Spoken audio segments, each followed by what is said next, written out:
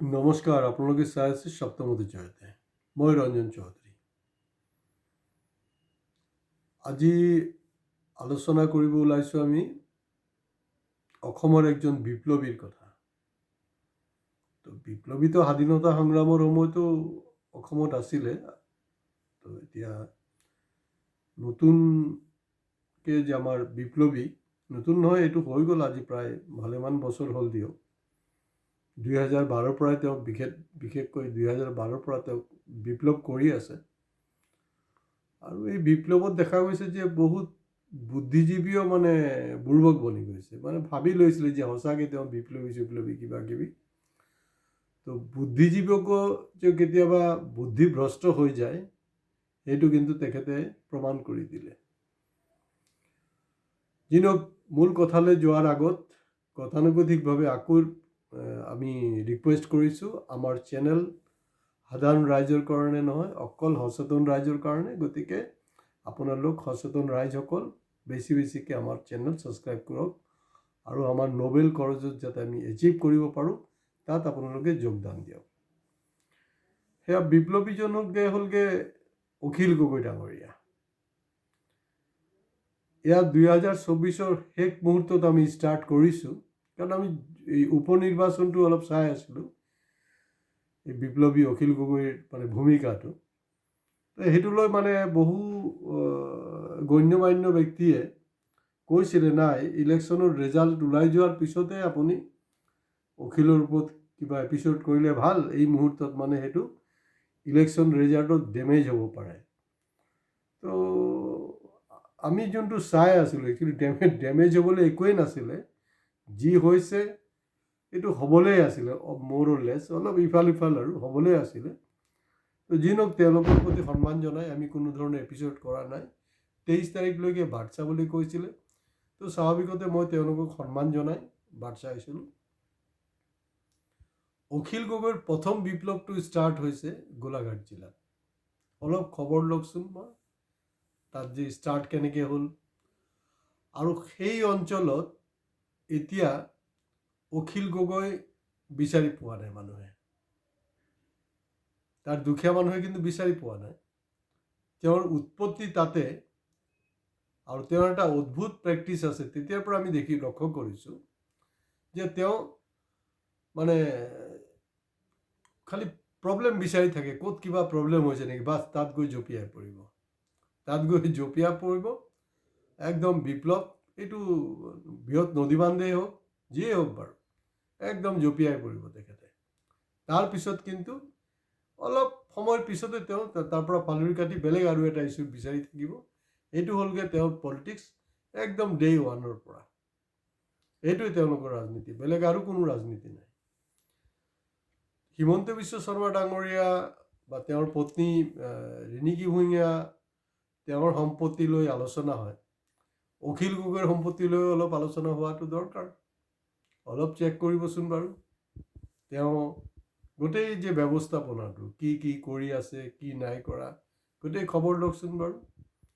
আৰু অসমীয়া মানুহ সাধাৰণতে অলপ আৱেগিক হয়। এইটো এটা হ'লগৈ অসমীয়া মানুহৰ এটা ডাঙৰ দুৰ্বলতা।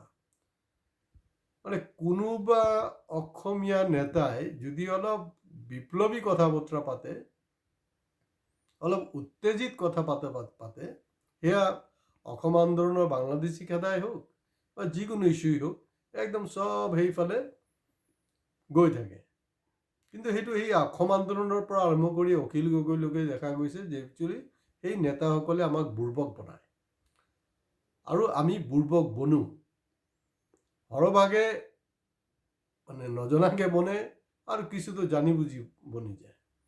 তো অখিল গগৈৰ এটা এই গোটেই তেওঁৰ যে কাৰবাৰবিলাকৰ ওপৰত এটা পোষ্টমৰ্টম আমি কৰিব বিচাৰি আছোঁ। গতিকে ইয়াৰ পিছত আৰু কেইবাটা আমি এপিছ'ড কৰিম, আৰু আমি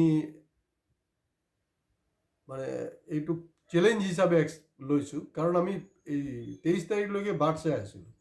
ইয়াৰ আগতো যথেষ্ট ক'ব লগা আছিলে, কিন্তু বিভিন্ন সময়ত ধৰি লওক মই ছ'চিয়েল মিডিয়াত মই কিবা কমেণ্টছ দিছোঁ, ডাইৰেক্ট কোৱা নাই। অখিল গগৈ সম্পৰ্কে অখিল গগৈ যেতিয়া এক্সপ'জ কৰা হয়, তেতিয়া দেখা গৈছে যে অখিল গগৈৰ যিবিলাক ভক্ত, ভক্তবিলাক ঠিক বিজেপিৰ ভক্তৰ দৰে একদম জাঙুৰ খাই উঠে। কিন্তু মই যেতিয়া বিজেপিক ক্ৰিটিচাইজ কৰোঁ, কংগ্ৰেছক ক্ৰিটিচাইজ কৰোঁ, এজিপিক ক্ৰিটিচাইজ কৰোঁ, তেতিয়া তেওঁলোকে নীৰৱ দৰ্শক, কোনো ৰিয়েকশ্যনে নাই। কিন্তু অখিলক কিবা এটা কোৱাৰ লগে লগে মানে জাঙুৰ খাই উঠে। যদি ছ'চিয়েল মিডিয়া মোৰ পষ্টবিলাক ফ'ল' কৰে তাত আপোনালোকে লক্ষ্য কৰিব। অখিল গগৈ তাত নাই। শিৱসাগৰত সমস্যা হ'ল, তেওঁ শিৱসাগৰৰ মাননীয় বিধায়ক। অসমীয়া অসমীয়াৰ কিবা এটা জেং হ'ল। গোটেই আন্দোলনটো শৃংখল চলিহাৰ নেতৃত্বত কেইবাটা সংগঠন মিলি তাত আন্দোলন কৰিলে। তাত কিন্তু অখিল গগৈ নাই। একজন স্থানীয় বিধায়ক হিচাপে তেখেতৰতো তাতে দায়িত্ব নহয়, তাত সি কিবা এটা সমস্যা হৈছে সেইটোক সমাধান কৰা। আৰু তাতকৈ ডাঙৰ কথা হ'ল যে অসমীয়া বা অনা অসমীয়া যিবিলাক বেপাৰী আছে, বেপাৰীবিলাকে শ্ৰমিকৰ ওপৰত জুলুম কেনেকৈ কৰিব পাৰে। যদি তাৰ যিজন বিধায়কজন যদি শক্তিশালী হয়, বিধায়কজন যদি কনচাৰ্ণ হয় তাৰ এই অঞ্চলৰ ৰাইজক লৈ, তেতিয়াহ'লেতো কোনো ব্যৱসায়ৰ হিম্মত নাই। কৰ্পৰেট আপুনি বাদেই দিয়ক, কোনো ব্যৱসায়ৰ হিম্মত নাই তাত তাৰ ওপৰত জুলুম কৰা। কিন্তু জুলুম কৰা হৈছে। যোনটো আন্দোলন অখিল গগৈৰ নেতৃত্বত হ'ব লাগিছিলে, সেই আন্দোলনটো কিন্তু শৃংখল চালিয়া কৰিলে। নাজানো এতিয়া কি পৰ্যায়ত আছে, তো এইটো সময়ে ক'ব।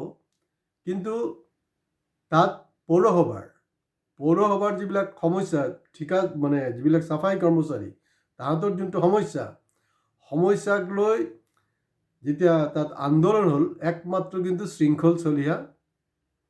শৃংখল চলিহা তাহাঁতৰ কাষত আহি সহযোগ কৰিলে। আৰু অখিল গগৈ কিন্তু নিৰুদ্দেশ। আৰু এই বস্তুটো যেতিয়া এক্সপ'জ কৰা হ'ল, তেতিয়া তেখেতে আমাৰ ওপৰত বেয়া পাই আছে। কাৰণ অখিল গগৈ এনেকুৱা একজন মানে ব্যক্তি, মানে পৃথিৱীৰ চব ভুল তেখেতে কাৰেক্ট আৰু তেখেতে শুদ্ধ কথা পাই থাকে। তেওঁতো একজন TRP লিডাৰ হয়। তেখেতকতো জবৰদস্তি কিছুমান বুদ্ধিজীৱীয়ে ভুলবশতঃ আৰু টিভি চেনেলে তেখেতে 2012ৰ পৰা তেখেতক লিডাৰ বনাইছে। আৰু এই বস্তুবিলাকক আমি অলপ ষ্টেপ বাই ষ্টেপ, মই শিৱসাগৰৰ ইনষ্টেণ্টটো দিলোঁ। এতিয়া দেখা গৈছে বিভিন্ন জেগাত তেওঁ দৌৰি আছে। আৰু তাতকৈ আৰু ডাঙৰ কথাটো হ'ল যে ঐতিহাসিক যোনটো কৃষক আন্দোলন, অৰ্থাৎ দেশ স্বাধীন হোৱাৰ পিছত, ভাৰতবৰ্ষ স্বাধীন হোৱাৰ পিছত প্ৰথমবাৰ কিবা যদি ডাঙৰ আন্দোলন হৈছে, এয়া হ'লগৈ কৃষক আন্দোলন। আৰু যি মোদী 56 ইঞ্চিৰ বুকু থকা মোদী কাকো কোনো কেয়াৰ নকৰে। এয়া কা আন্দোলনে হোক, যি হোক, NRC লৈ হোক, চব বস্তু একদম বুলডোজাৰেৰে উৰাই দিলে।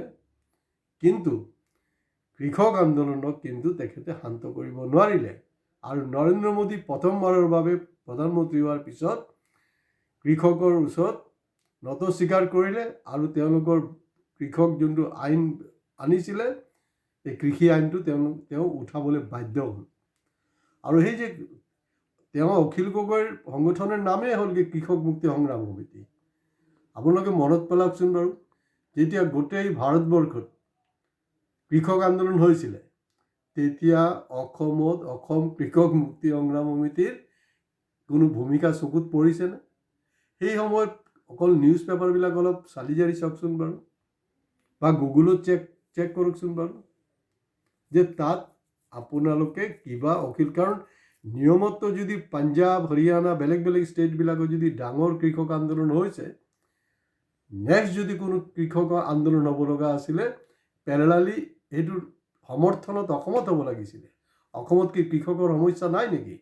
অসমততো দেখোন আমি নামনি অসমত বৰপেটা, কাৰুপেটীয়া সেইবিলাক অঞ্চলত কি হৈ আছে, তাত কৃষকে তেওঁলোকৰ মূল্যটো পোৱা নাই, দালালি হৈ আছে। বিভিন্ন দালালিৰ যোগেদি আমি আহি পাওঁ, যাৰ কাৰণে মূল্য বৃদ্ধিটো বেছি। ক'ত সেইবিলাক লৈতো আন্দোলন নাই। অসমতো কৃষকৰ সমস্যা আছে। আৰু কৃষি কৰ্ম গাঁৱৰ মানুহে বাদ দি এতিয়া চহৰমুখী হৈছে। এইবিলাক কি সমস্যা নহয়? সংগঠনৰ নামেই হ'লগৈ কৃষক মুক্তি সংগ্ৰাম সমিতি, অৰ্থাৎ কৃষকৰ হেৰি কৰা, কিন্তু কৃষকৰ লগত কোনো সম্পৰ্ক নাই। তেওঁলোকৰ যোনটো চিন যোনটো এতিয়া বনাইছে ৰাইজৰ দল বুলি, ৰাইজৰ দলনো কি? ৰাইজৰ দলটো হ'লগৈ এই কেজৰিৱাল খোলা নাই জানো, আম আদমি পাৰ্টি। তো গতিকে আম আদমি পাৰ্টিক যদি আপুনি ট্ৰেন্সলেট কৰে অসমীয়াত, সেইটো ৰাইজৰ দলেই হ'ব। আম আদমি পাৰ্টি মানে অসমীয়াত ৰাইজৰ দল। তো ৰাইজৰ দলে ৰাইজৰ হৈ কি কৰি আছে আমি ইয়াৰ পিছৰ পৰ্যায়লৈও যাম। তো গতিকে কৃষক মুক্তি সংগ্ৰাম সমিতিৰ জাষ্ট এটা নমুনা, এটা বেকগ্ৰাউণ্ড দিলোঁ। আৰু য'ত গোলাঘাটৰ পৰা তেখেতে বিপ্লৱ ষ্টাৰ্ট কৰিছিলে, তাত সেই অঞ্চলৰ মানুহখিনিৰ লগত আপোনালোকে নিজে ব্যক্তিগতভাৱে গৈ কথা পাতক, ফোনত যোগাযোগ কৰক, তেওঁলোকৰ কি পৰিস্থিতি। তেওঁ শিৱসাগৰৰ সমস্যালৈ মাত মাতিবলৈ সময় নাই। য'ত তেওঁ বিপ্লৱ ষ্টাৰ্ট কৰিছিলে তাৰ কোনো খা খবৰ নাই। তেওঁ এতিয়া নামনি অসম, বৰাক ভেলী ক'ৰবাত গৈ বিপ্লৱ কৰি আছে। গতিকে আপোনালোক নিশ্চিতভাৱে আমাৰ চেনেল ছাবস্ক্ৰাইব কৰিব, কাৰণ অখিল গগৈ সম্পৰ্কে আমি যি ধৰণে এতিয়া ক'লোঁ, কোনো চেনেলৰ সাহস নাই। মিছাকৈ তেখেতক ভয় খায়, আৰু তেওঁক ভয় খাবলৈ একো নাই। এটলিষ্ট মই ৰঞ্জন চৌধুৰীটো ভয় নাখাওঁ, আৰু ভয় নাখাওঁ। যেতিয়া মই নৰেন্দ্ৰ মোদী, ৰাহুল গান্ধী হওক, যি হওক, কাকো যদি ভয় নাখাওঁ, তো অখিল গগৈ কোন ক্ষেত্ৰৰ মূলি হয়? তেখেতক ভয় খাবলৈ একো নাই। গতিকে আমি অহা দিনবিলাকত তেওঁক এটাৰ পিছত এটা এপিছড আমি এক্সপ'জ কৰিম। আৰু অখিল গগৈ যোনটো ৰাজনীতি কৰি আছে, সেইটোত যাতে ভুল নাযায়, সেইটো কিন্তু অসমৰ মানুহবিলাকৰ বহুত ডাঙৰ এটা অহা দিনত ভুল হ'ব। গতিকে আপোনালোকে আমাৰ চেনেল ছাবস্ক্ৰাইব কৰক, আৰু মেক্সিমামৰ পৰা মেক্সিমাম শ্বেয়াৰ কৰিবলৈ আমি অনুৰোধ জনাইছোঁ। আজি ইয়াতে শেষ কৰিছোঁ। ধন্যবাদ। খুদা হাফিজ।